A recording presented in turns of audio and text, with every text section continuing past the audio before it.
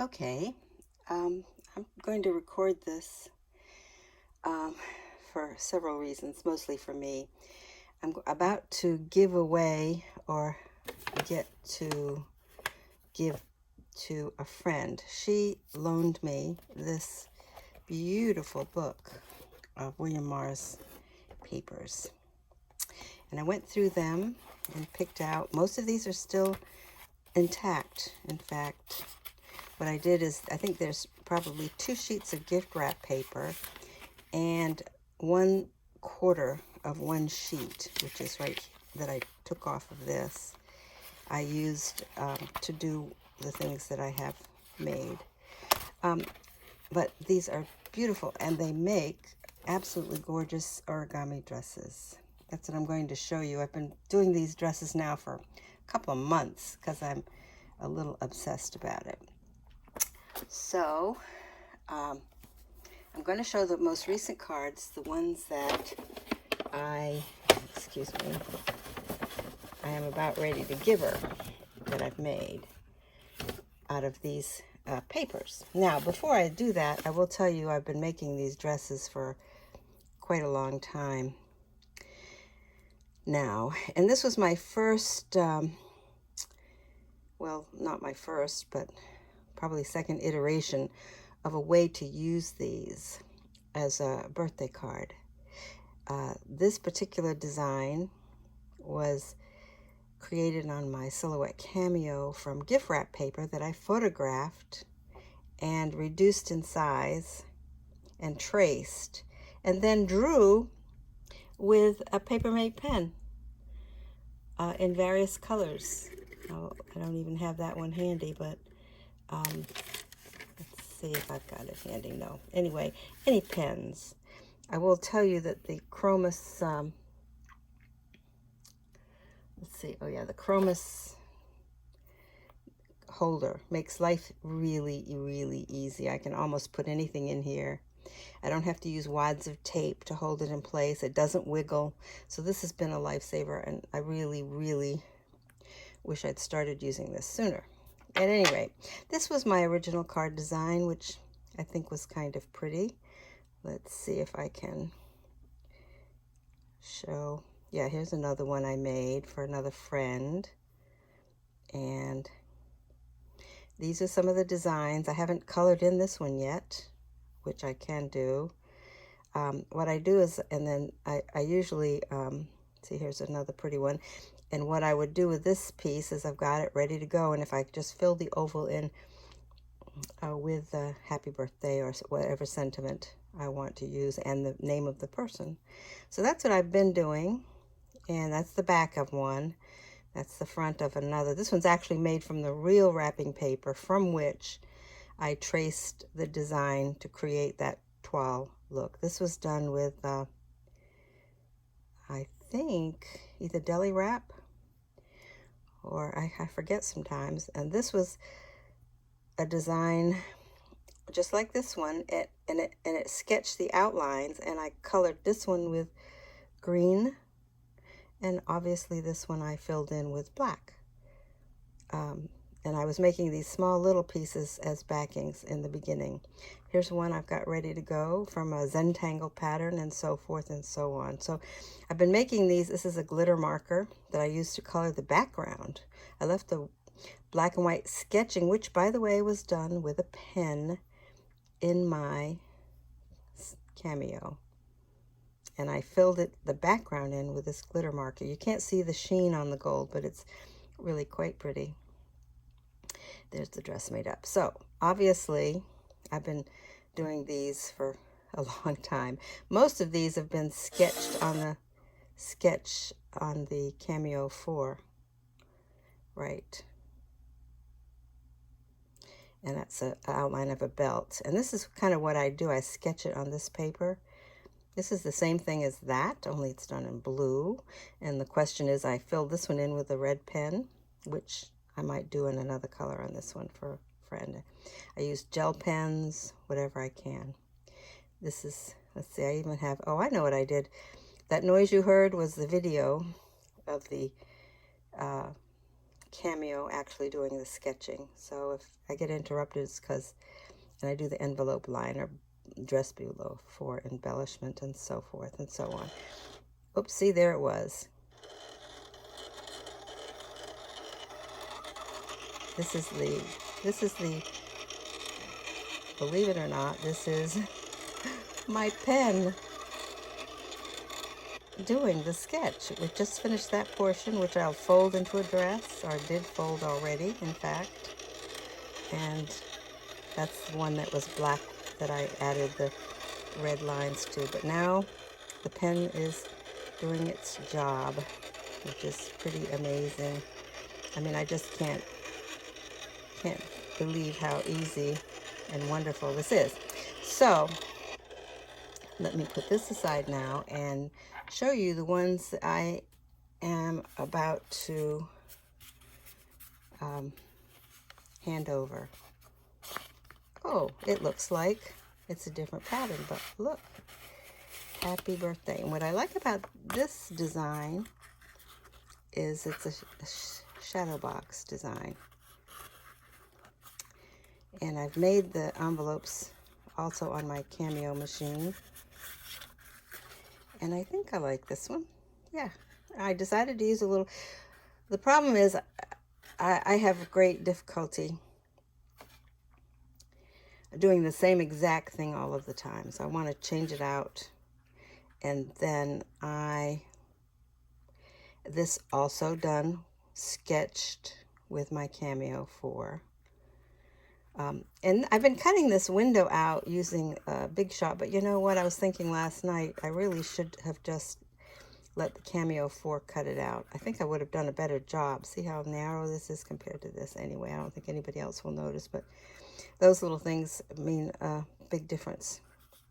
So, and learning to use the Cameo at each step is very helpful. Now, I have a love-hate. I just can't get my printer working properly. And I've had so many printers, and I get so tired of ordering inks. And if I don't use it for a while, they get all clogged up, and so it's a big waste of money. So I find that using these pens, I get a much, much nicer print. Don't you think? Anyway, okay, so this is the first one, and you'll note that the envelope liner matches. And I made these custom envelopes on the Cameo with about 1/8 of an inch boxy edge, so that, and then I used a repositionable glue over here. And then I'll probably have to recommend that they use a tape to seal it before they mail it. So that's the first, actually, that might have been the last one. Let's see which one this one is. Oh, this is beautiful paper. Isn't it gorgeous? You pull it out, and you hold the little tabs like so. Now, this kind of makes me feel like I'm working in a theater company as a producer and as a wardrobe specialist. I'm making the dresses, and it feels like they're on stage here. So this is another one, again with the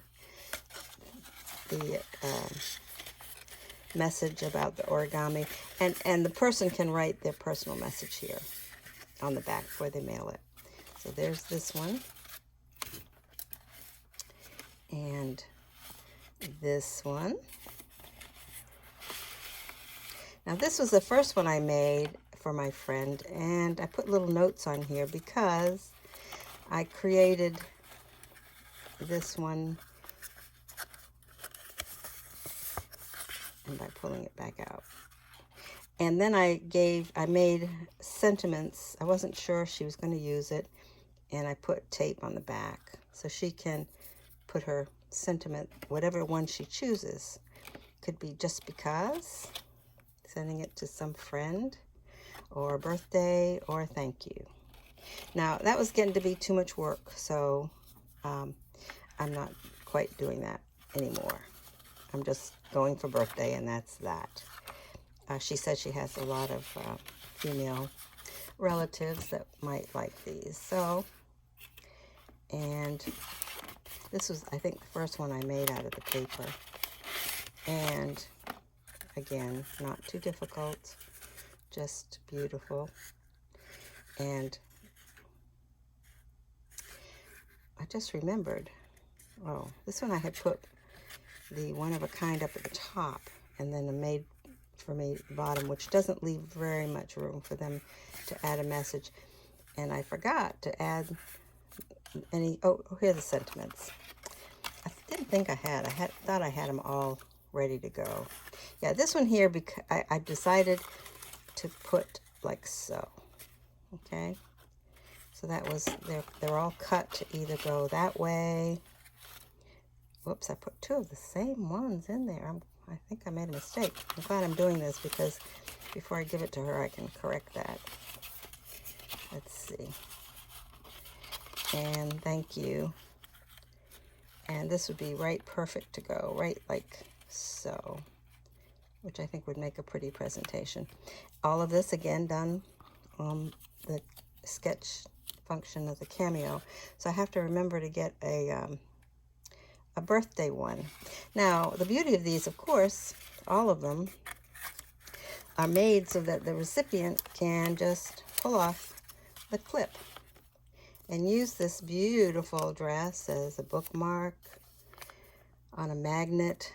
These are metal inside of the plastic coating, or just anything. So they don't have to keep them inside the card.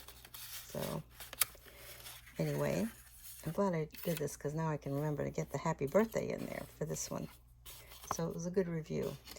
All right, let's look at another one. And this is when I went to the happy birthday. Now with this one here, I tried, as you can see, I used an embossing folder to do a background. I'm not sure I want to do that for others. But anyway, again, the liner. And last but not least, I think this is the one I did yesterday. Look at this, isn't that pretty? Oh, now this one here, this is one of the papers that's in that book. I embossed the background and then went over it with some inks. And this one here has a teeny tiny frame, really probably too small. But when it's ready to sit, I think it's kind of very pretty.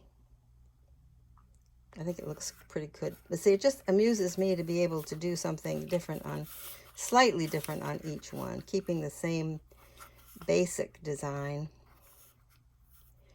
And then because I had some gold, I put a little embellishment on there.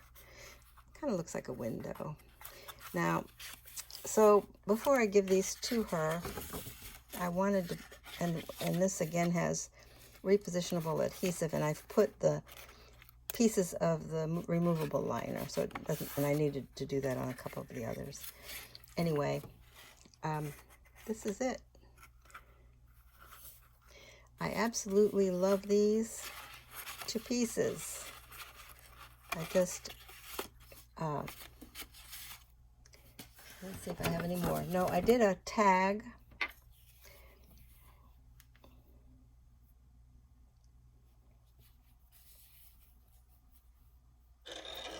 Yeah, here's the thing still going away.